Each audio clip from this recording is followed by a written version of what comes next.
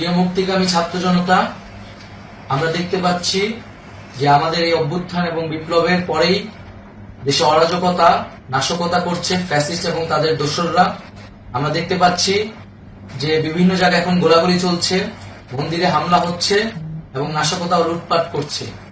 আমরা মনে করি আমাদের যে ছাত্র নাগরিকদের অভ্যুত্থান তাকে নস্যাৎ করার জন্যই পরিকল্পিতভাবে এই ধরনের ঘটনা ঘটানো হচ্ছে।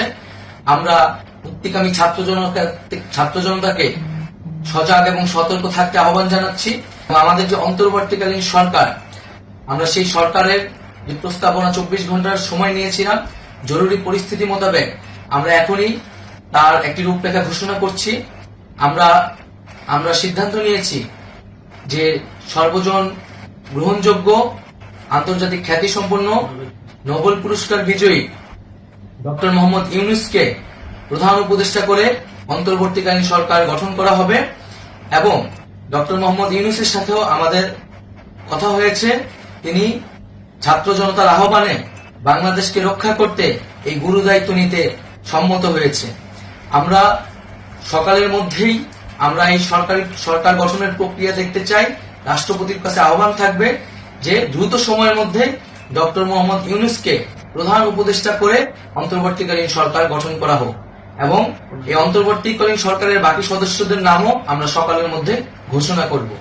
প্রিয় বন্ধুগণ, দেশে যে অরাজকতা চলছে, মানুষের জীবনের নিরাপত্তাহীনতা চলছে, সেজন্য আমরা রাষ্ট্রপতির কাছে আহ্বান জানাচ্ছি দেশে আইন শৃঙ্খলা পরিবেশ ফিরিয়ে আনার জন্য দ্রুত সময়ের মধ্যে কার্যকর ব্যবস্থা নিতে হবে এবং আইন শৃঙ্খলা বাহিনীকে সহযোগিতা করার জন্য মুক্তিকামী ছাত্র জনতাও রাজপথে থাকবে এবং অন্তর্বর্তীকালীন সরকার গঠন না হওয়া পর্যন্ত মুক্তিকামী ছাত্র জনতাকে রাজপথে থেকে তাদের যে অভ্যুত্থান, সেই অভ্যুত্থানকে রক্ষা করতে হবে। প্রিয় বন্ধুগণ, আমরা রক্ত দিয়েছি, শহীদ হয়েছি।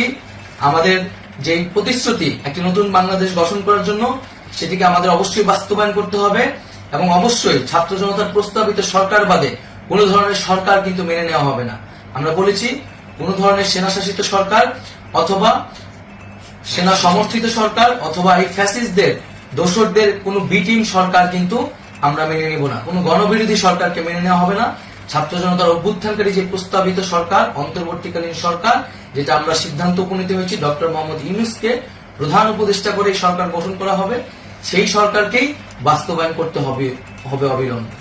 আগামীকাল সকাল থেকে সকলকে আহ্বান জানাচ্ছি রাজপথে থাকার জন্য এবং আমাদের যে সাম্প্রদায়িক সম্প্রীতি এবং রাষ্ট্রীয় সম্পদ রক্ষা কমিটির ঘোষণা হয়েছে বৈষম্যবিরোধী ছাত্র আন্দোলনের নেতৃত্বে, সকল পাড়ায় পাড়ায় এলাকায় এলাকায় সেই কমিটি পাহারায় থাকবে। আমাদের সংখ্যালঘু কমিউনিটিকে আমাদের রক্ষা করতে হবে, রাষ্ট্রীয় সম্পদ এবং এই দেশকে রক্ষা করতে হবে আমাদের।